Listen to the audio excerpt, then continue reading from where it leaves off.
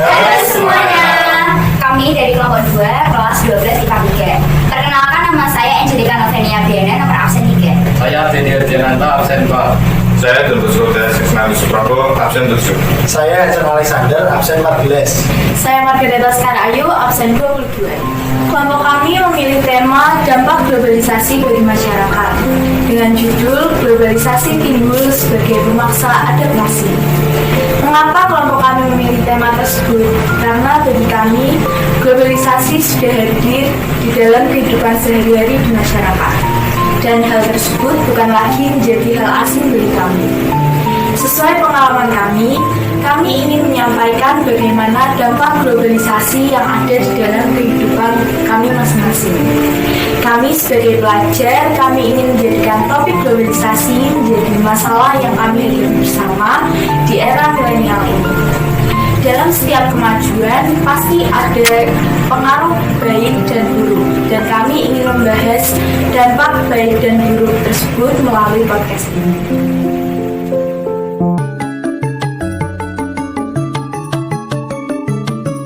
Kemajuan teknologi ing kauripan.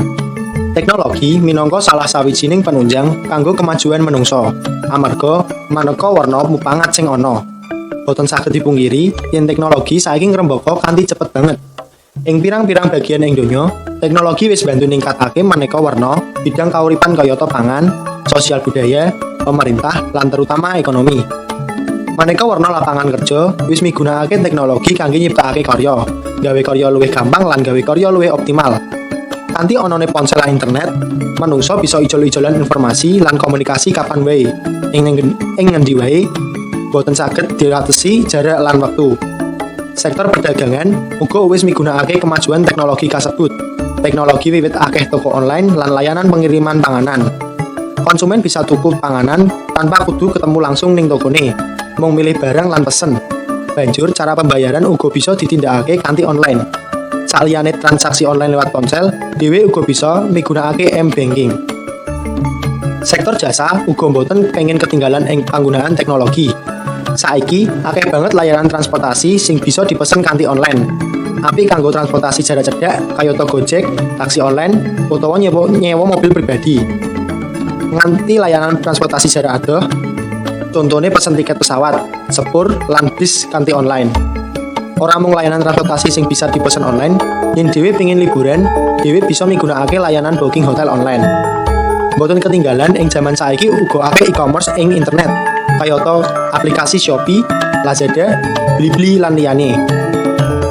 Miturut Kompas, ing aplikasi dagang online Shopee, penjualan UMKM amarga promo kang diadakake Shopee mundhak nganti 5 kali lipat.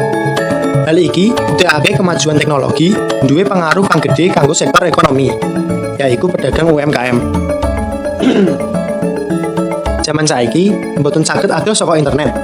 Internet wis dadi sawijining bagian ing kauripane menungsa. Miturut Kominfo, ing Indonesia pengguna internet sampun nganti 8 kali juta wong.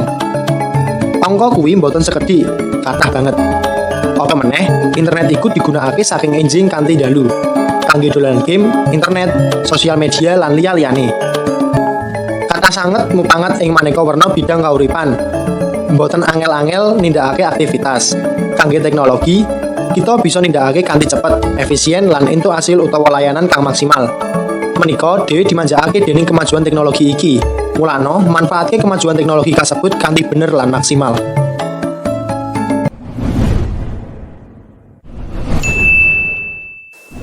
Oke, tadi kita udah bahas tentang udah disebutin tentang beberapa teknologi-teknologi yang ada di sekitar kita, kayak contohnya ada Gojek, ada Grab, ada Shopee, ada m-banking. Nah, itu kan beberapa teknologi-teknologi aplikasi ya buat kehidupan kita sehari-hari yang pastinya berguna buat kita mungkin suwung di rumah atau mungkin gabut di rumah, kan kita juga sering pesan-pesan Shopee iseng-iseng gitu kan. Nah, kalau menurut Hansen nih, gimana peran teknologi dan aplikasi-aplikasi tersebut buat kehidupan kamu?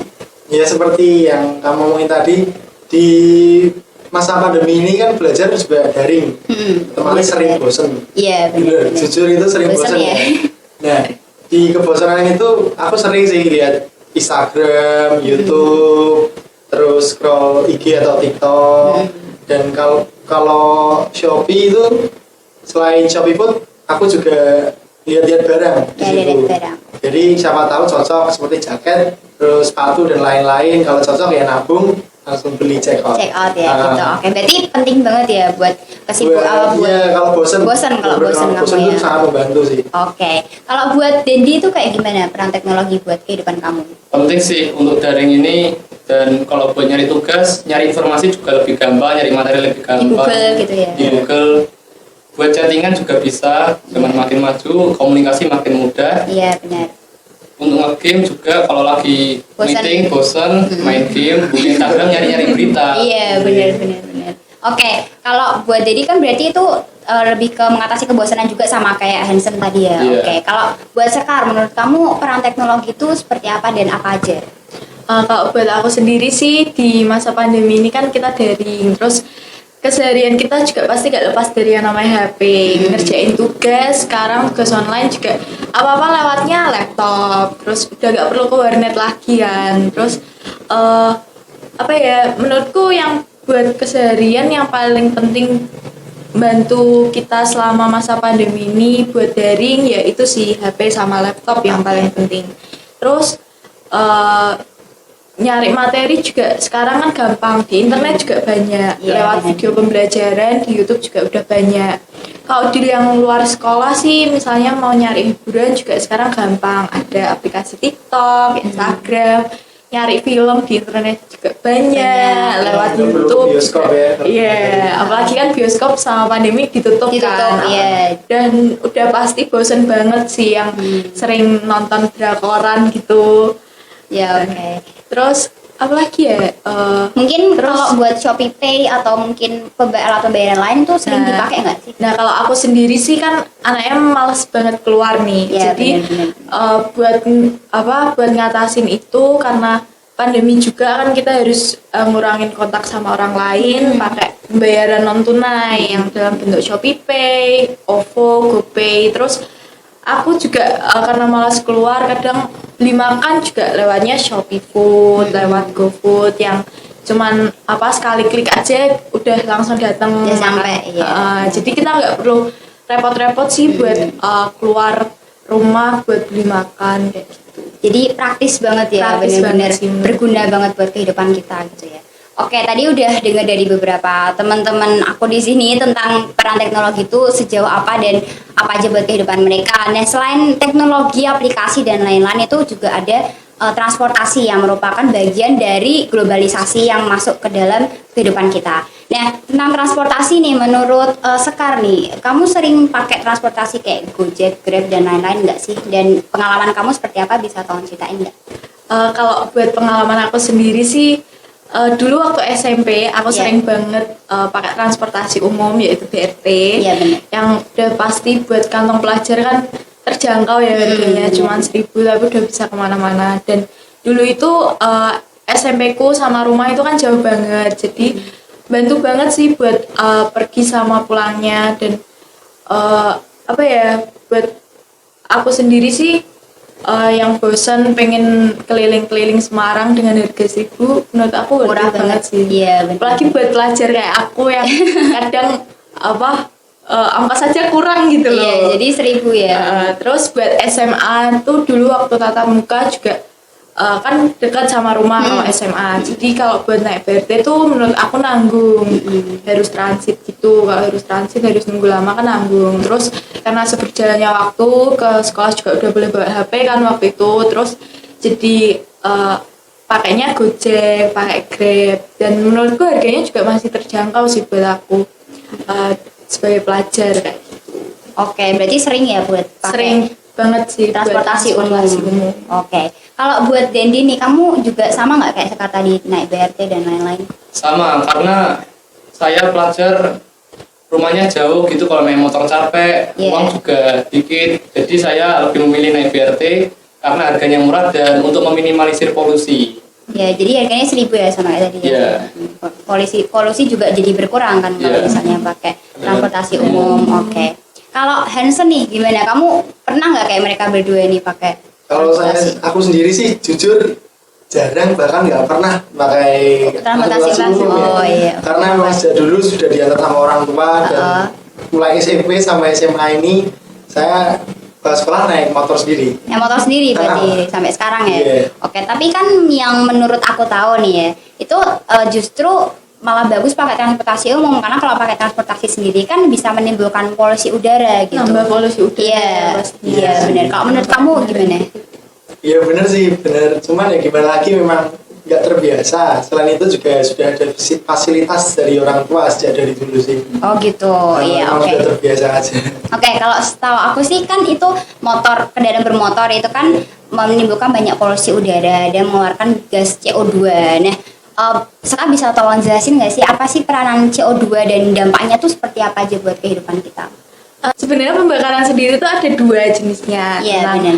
Pembakaran yang berlangsung sempurna dan tidak Tidak sempurna. sempurna. Bedanya kalau yang sempurna itu menghasilkan karbon monoksida yang udah kita tahu itu adalah gas yang beracun buat tubuh kita. Terus kalau yang tadi kamu omongin yang kendaraan bermotor itu kan menghasilkan CO2. Itu termasuk ke pembakaran tidak sempurna. Nah, aku menjelasin kenapa sih itu bisa berdampak buruk. Nah, yang pertama buat CO2 yang dihasilkan dari kendaraan bermotor itu dapat meningkatkan suhu yang ada di bumi. Hal itu kan bisa terjadi karena atmosfer yang ada di lapisan bumi itu semakin menipis. Apalagi bisa kita lihat sekarang itu pohon juga semakin berkurang kan. Iya, Nah, benar. itu berdampak juga ke yang namanya pemanasan global warming kan. Warming. Nah, itu kan juga jadi permasalahan utama ya di era globalisasi kayak gini. Nah, terus buat selanjutnya yang tadi satunya adalah gas karbon monoksida. Itu kalau menurutku lebih berdampak ke kesehatan karena gas karbon monoksida itu dapat mengikat hemoglobin dalam darah. Nah, kalau hemoglobin dalam darah keikat itu oksigen nggak bisa lancar gitu loh buat mengalir dalam tubuh kita dan itu hal paling fatalnya bisa menyebabkan kematian dalam manusia. Gitu. Jadi dampaknya kan buruk banget Iya, nih. buruk banget ya, Nggak cuman dalam kendaraan bermotor juga sih. Nah, pembakaran berlangsung sempurna itu misalnya terjadi karena kebakaran hutan. Iya, kebakaran hutan. Nah, kebakaran hutan itu kan juga terjadi karena pemanasan global. Ya itu tadi yang aku jelasin, pemanasan global itu dampaknya kan juga macam-macam. Kayak tadi ada kebakaran hutan, terus suhu cuaca yang naik semakin tinggi. Bisa dilihat aja sekarang suhu juga cuaca juga nggak menentu kan. Kadang panas, kadang hujan, kadang panas tapi hujan kan. Iya, Ya itu sebagai salah satu dampak dari globalisasi yang aku rasain sekarang kayak gitu. Kayak dampak buruknya ya, Iya. pemanasan globalnya. Oke, tadi udah Sekar jelasin tentang pemanasan global, dampak buruknya seperti apa juga udah dijelasin. Nah, karena tadi udah dijelasin tentang dampak dan juga yang lain-lainnya, kita akan membahas tentang bagaimana sih cara nyelesain ini biar dampaknya ini bisa semakin berkurang gitu. Nah, kalau menurut Dendi dulu nih, solusinya biar nggak mengurangi pemanasan global itu seperti apa? Menanam pohon sebanyak-banyaknya Iya, atau menanam reboisasi pohon, oke. supaya sejuk udaranya, Iya. asap juga bisa diserap pohon. Ya, oke. Terus Yang kedua menggunakan transportasi umum ya transportasi umum. untuk meminimalisir polusi udara. CO2-nya itu Ya. ya, oke. Dan yang terakhir menurut saya lebih baik sampah organik dan anorganik itu jangan dibakar karena banyak asap kan itu. Iya, lebih banyak baik asap. Itu juga nimbulin ya, CO2 lebih baik sih. dimanfaatkan pupuk. Manfaatkan, kalau jadi sama-sama pupuk. daun pupuk terus Kompos. plastik jadiin tidak Didaur ulang, iya. Iya. Oke, kayak gitu ya. Oke, tadi udah dijelasin sama Dendi tentang bagaimana solusinya. Nah, mungkin dari Hanson ada yang mau ditambahin? Kalau tadi yang jelasin Dendi kan tentang memperbaiki alam berarti Iya, memperbaiki kalau alam. kalau menurutku sih kita harus menjaga diri kita juga ya. Oke, Ya, menjaga diri itu lebih ke pernafasan sih. Kita harus lebih sering berolahraga, Mm-mm. terutama mungkin lari ya paling minim-minimnya supaya pernafasan kita Iya, semakin benar-benar, terlatih. benar. Selain itu juga bangun pagi dan menikmati udara pagi itu juga penting sih. Karena itu benar-benar waktu subuh mungkin jam 4 sampai pagi sebelum kita berangkat sekolah. Itu jam-jam yang benar-benar masih fresh, Iya. budayanya masih fresh karena belum banyak kendaraan. Ya itu sih menurutku. Jadi kayak mungkin jam 5 lari kecil atau Iya. mungkin jalan-jalan di luar, Iya. nanti kembali lagi gitu ya. Oke. Lebih ke menjaga diri sendiri. Oke, keren-keren. Tadi udah dari lingkungannya sendiri udah dijelasin, dari dampaknya buat solusi buat diri sendiri juga udah dijelasin. Nah, mungkin dari teman-teman ada yang mau ditambahin lagi nih tentang pemanasan global? Kalau aku nambahin tentang solusi aja sih, kayak Iya, tadi oke. yang diomongin Dindi kan kita harus nanam pohon sebanyak-banyaknya, Iya, harus oke. melakukan tebang pilih segala macam buat ngurangin gas CO2 itu tadi kan. Nah, tapi kalau kita lihat di masa sekarang nih, karena pemanasan global, terus kehidupan masyarakat yang semakin meningkat, kan banyak juga lahan kering, terus banyak banget lahan-lahan yang udah dipakai buat pemukiman warga kayak gitu. Dan yang pasti kan kalau kayak gitu kita juga sulit gitu loh buat nanam pohon, mau gimana lagi kan karena Iya, lahannya udah benar-benar. susah gitu. Nah, solusi lain, alternatif lainnya itu bisa misalnya pakai cara hidroponik yang nggak makan tempat. Hal kecil aja deh, misalnya di rumah kalian masing-masing pasti kan ada Botol plastik. pohon-pohon, Oh, iya. botol plastik juga. Kayak yang tadi bilang Dindi bisa daur ulang. Daur Nah, ulang. hal itu kan juga bisa kita pakai gitu loh. Manfaatkan ya. Misalnya botol plastik tadi. Botol plastik bisa kita pakai buat hidroponik yang pastinya itu juga membantu buat mengurangi gas CO2. Terus hal lainnya lagi kan tadi Hansen bilang kita harus menjaga kesehatan, dan yang pasti kan kita kalau karbon monoksida berhubungan sama oksigen, dan kita harus tahu nih diri kita sendiri harus kontrol oksigen kita buat tubuh kita tuh harus cukup kayak gitu. Oke, udah bagus banget nih teman-teman udah tahu kan tentang dampak, solusi dan yang lain-lainnya. Nah, untuk selanjutnya kita ada sedikit iklan tentang teks anekdot yang kami buat bersama. Nah, di teks anekdot ini memang mengandung sindiran dan kelucuan. Nah, buat teman-teman selamat menyaksikan dan kita nanti akan kita lanjutkan ke scene berikutnya. Tambah jauh. Tak terasa hari Natal sudah dekat. Pak Roni dan keluarganya sedang sibuk mempersiapkan perayaan Natal. Dikarenakan COVID yang mulai mereda dan dibukanya jalur luar kota, sanak saudara Pak Roni akan berencana untuk berlibur dan berkumpul bersama di rumah Pak Roni untuk merayakan Natal.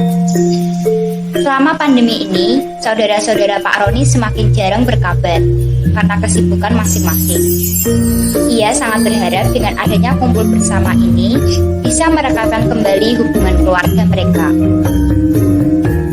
Hari Natal pun tiba.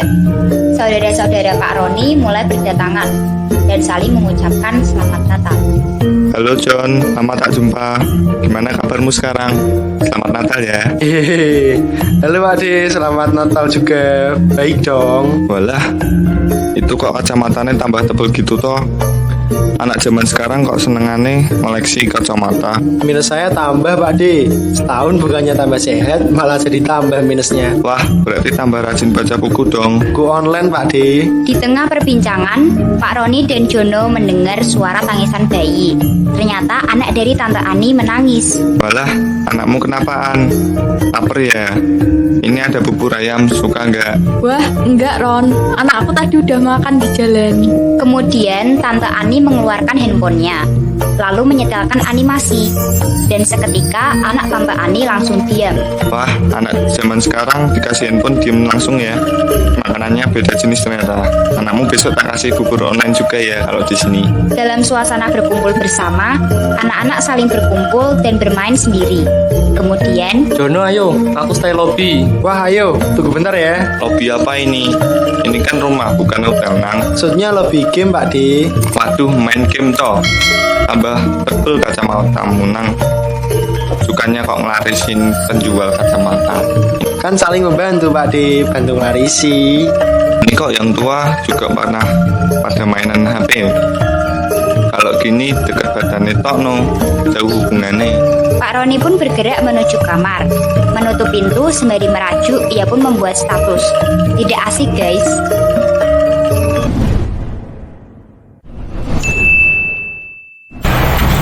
Oke, tadi kita udah dengerin tentang anekdot yang pastinya selain lucu ya juga ada sindiran dan maknanya. Nah menurut Dindi nih sindirannya dari teks anekdot yang tadi kita dengerin apa sih? Tentang dampak negatif teknologi yang membuat hubungan kita dengan orang-orang dekat semakin jauh. Karena kita waktu kumpul-kumpul malah main HP sendiri, bukannya bersosialisasi sama orang sekitar. Oke, bener. Kalau menurut Hansen tuh amanatnya seperti apa sih yang bisa kita petik dari? Kalau amanatnya itu ya kita dengan teknologi harus menggunakannya dengan hal yang positif. Oke, dan jangan sampai kecanduan, sampai kayak tadi kan kacamatanya minusnya tambah itu ya. Iya, benar. Nah, otomatis kan itu karena terlalu sering bermain HP. benar. Ya, otomatis kita harus menggunakan teknologi itu secara bijak ini. Dengan baik gitu ya. Iya. Oke, setelah itu kita tadi kan udah tentang teks anekdot nih. Kalian merasa lapar nggak sih? Ya kan? Haus sih, lebih ke haus. Haus ya. Tadi udah Jadi rasa haus. Haus. Ya. Jadi pengen kita kayaknya harus beli sesuatu deh, entah minum entah makanan. Kira-kira Mengisi menurut energi Iya, ya. mengisi energi. Tadi kan kita juga ada bahas tentang GoFood, terus juga tentang Shopee, juga tentang banyak hal yang bisa kita dapatkan dari daring kan, dari internet gitu. Nah, gimana kalau kita pesan makanan aja? Oke. Oke? Kebetulan aku barusan diisiin Shopee Pay ini sama orang tua aku. Jadi Oke, gimana oke. kalau aku pesenin pakai Shopee? Boleh. Bayarin dong. Very Ya, boleh. Kasih. Oke. Pertama, kalian buka aplikasi Shopee yang sudah kalian download. Kemudian, pilih menu Shopee Food. Setelah itu, atur alamat pengiriman sesuai dengan lokasi kalian ya. Ketikkan alamat dengan benar.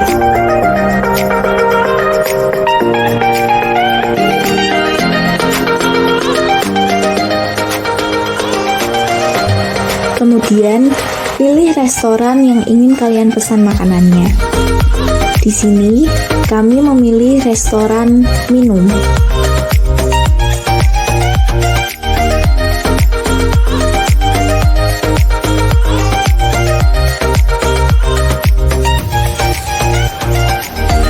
Setelah menemukan restoran yang ingin kalian pesan makanannya, klik restoran tersebut dan pilih menu yang ingin kalian pesan.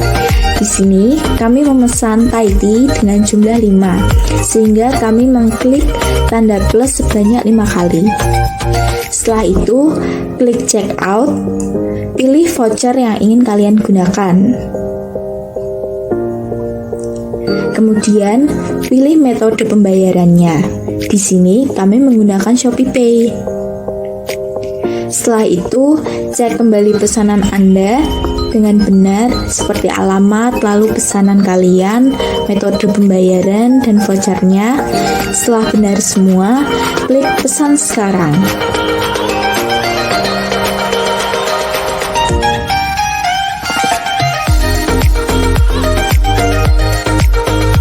Kemudian akan muncul verifikasi. Di sini verifikasinya menggunakan sidik jari. Setelah itu, aplikasi akan memproses pesanan kalian dan kemudian pesanan kalian sudah masuk ke aplikasi driver atau restoran yang kalian pesan.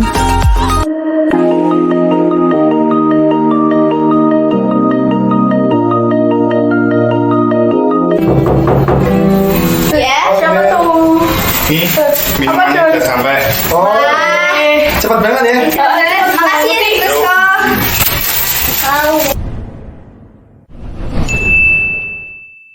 Cepet banget ya nyampainya ya, padahal kita tadi kan barusan Kayaknya barusan pesen deh. dari Langsung Shopee, klik terus langsung udah datang ya gitu. Oke.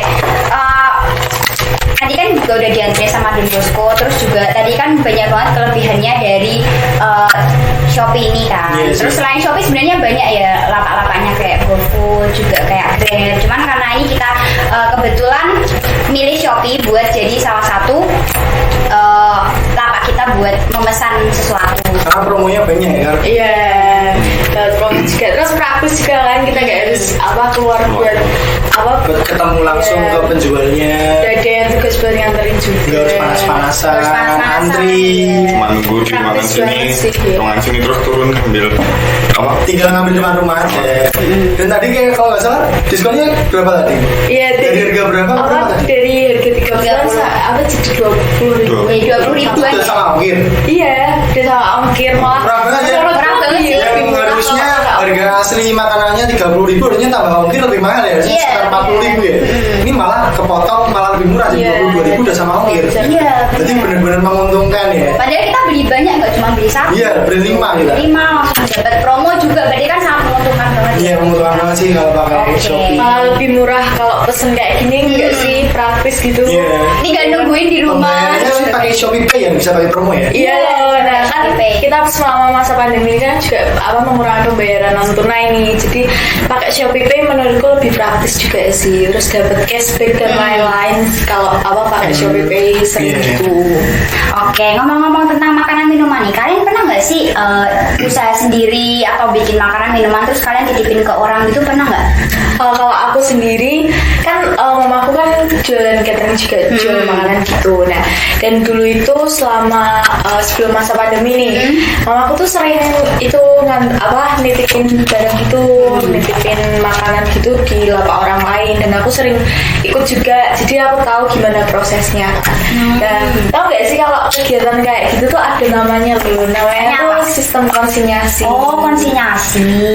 Aku belum tahu tentang sistem tadi konsinyasi ya. Nah itu maksudnya gimana maksudnya? Nah, jadi itu sistem konsinyasi itu proses titip jual makanan gitu loh, titip jual barang. Jadi kalau misalnya nih, aku punya produk, terus mau aku jual ini, tapi aku nggak mau repot-repot buat nyari lapak, terus buat jualin ke sana kemari. Nah, aku titip aja nih ke lapak orang yang udah ada tempatnya gitu. Jadi aku juga gak repot-repot kan harus promosi ke sana ke sini. Jadi udah ada yang tugas buat jualin produkku kayak gitu. Aku mau tanya, Shopee itu termasuk konsinyasi gak sih? Kalau Shopee. kalau menurutku ya Shopee nggak termasuk sih, karena kan di situ hanya produsen itu langsung menjualkan produknya di lapak online yaitu Shopee. Berarti Shopee itu hanya sebagai perantara atau sarana untuk menampilkan barangnya saja sih. Jadi kan harusnya kalau konsinyasi itu yang menjualkan barang itu harus mengambil keuntungan. Sedangkan di Shopee kan nggak mengambil keuntungan. Shopee hanya mempromosikan barangnya saja. Oh, gitu. Kayak buka lapak secara online gitu kan. Iya, buka sebagai lapak secara sarana online. aja. Tapi penjualnya masih jualin secara langsung Penjual nih. dan waktu mengirim pun yang mengirim bukan pihak Shopee tapi mengirim pihak produsen langsung. Yang mengemas gitu. Ya yang mengemas dan mengirim itu produsen langsung. Berarti Shopee itu hanya benar-benar Sarana. sebagai sarana atau tempatnya lah, Buat menampilkan aja. ya. Tidak mengambil keuntungan Sistem sedikit pun. konsinyasi itu bisa mendapat keuntungan kan? Harusnya.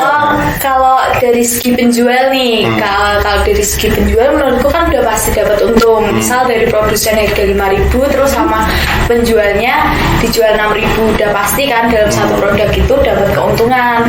Nah, tapi kalau dari produsennya sendiri ya udah pasti juga dapat keuntungan karena kan nggak repot-repot cari lapak juga, jadi udah dapat untung dengan cara menitipkan barang dagangannya kayak gitu. Oh, kan kalau yang nitipin barang sama yang produsen itu kan ada namanya kalau nggak Oh salah. iya, Apa itu? gini kalau misalnya nih kalau aku lihat dari internetnya barusan aku nge-search itu kalau pemilik barang itu namanya konsinyor.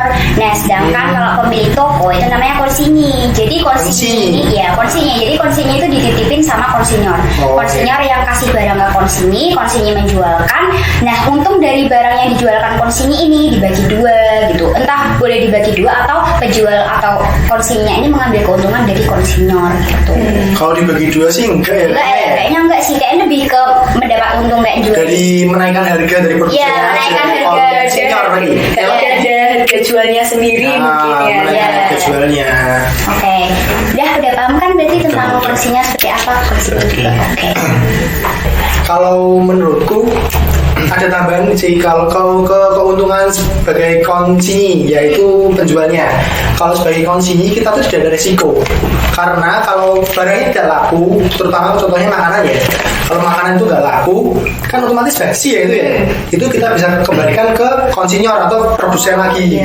Jadi konsinyi yang penjualan itu tidak ada risiko. Dan selain itu sebagai konsinyi juga pasti kan dia penjual barang lain kan, dan dia punya barangnya dia sendiri kan, otomatis kan akan menambah barangnya, jadi barangnya makin rame, jadi kelihatan lebih rame aja barangnya. Banyak gitu ya. Oh gitu, oke. Terus ada tambahan lagi nggak dari teman-teman? Mungkin kalau dari sisi produsennya ada kelemahannya nih kalau nitipin secara sistem konsinyasi. Misalnya ya kayak kalau ada produk yang sama terus dititipin ke lapak yang sama, nah itu bisa jadi persaingan antara produk satu sama dua kalau jenisnya sama, kayak gitu sih. Oke. Terus harus percaya juga kan sama penjualnya. Nanti kalau misalnya penjualnya ternyata nggak jualin barangnya, nah itu kan juga bisa jadi masalah antar individu gitu sih. Oke. Ada apaan kan tadi tentang bagaimana sistem konsinyasi? Sudah. Ada yang mau nyoba sistem konsinyasi mungkin? Boleh. Kalau dalam kuliah sih mulai. Kita bisa nyoba nih. Kita coba nih, kita bikin Buat apa? makanan, buat Iya, apa lagi. Iya, apalagi kan pandemi juga kan kita. Harus lebih kreatif. Iya, benar. Pas lulus ya.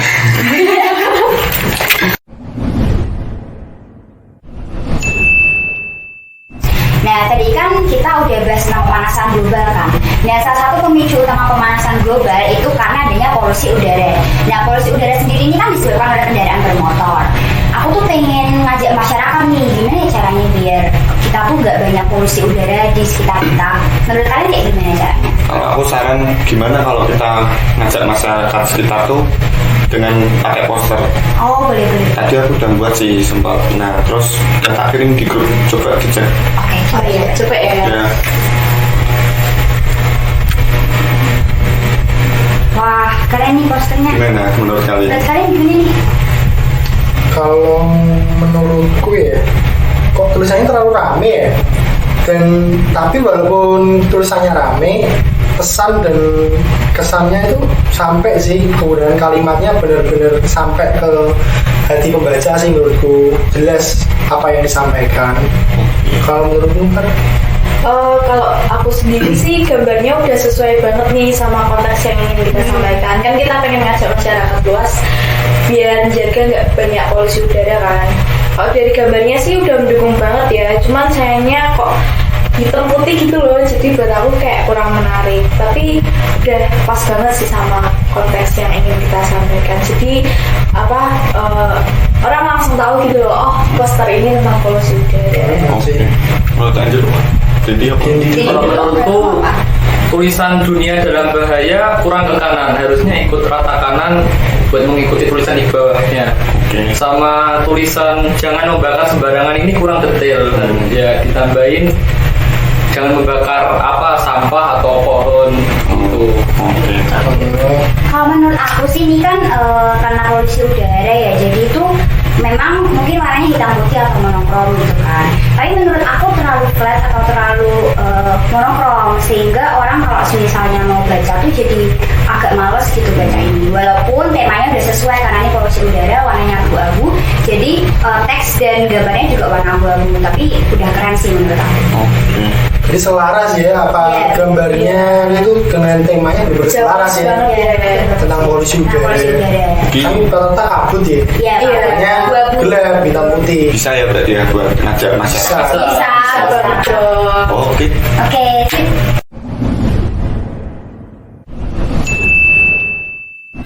Nah, tadi kan kita udah bahas tentang pemanasan global, tentang globalisasi dan dampak-dampaknya. Nah, menurut kalian nih apa sih kesimpulan dari podcast kita hari ini?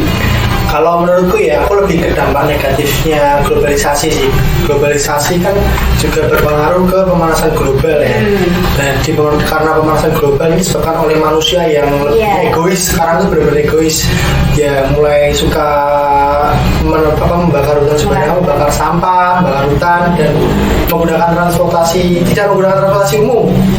Kan sekarang banyak anak-anak yang Sanmori itu kan pakai motor sendiri, itu kan semakin meningkatkan pencemaran udara. Selain macet juga lebih polusi udara semakin meningkat. Dan selain itu orang zaman sekarang itu lebih egois lagi karena menebang hutan sembarangan demi itu dibuat perumahan. Ya kalau hanya dipotong atau di penebangan lah, itu yang liar gitu lah.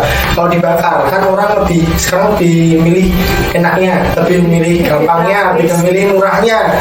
Nah kalau dibakar kan kita hanya bakar sebagian wilayah saja, disiram dengan bensin, otomatis merambat kemana-mana kan. Jadi hutan 2 hektar saja itu dibakar hanya 100 meter persegi aja itu udah bisa merembet ke semuanya. Sedangkan kalau dipotong kan lebih makan biaya.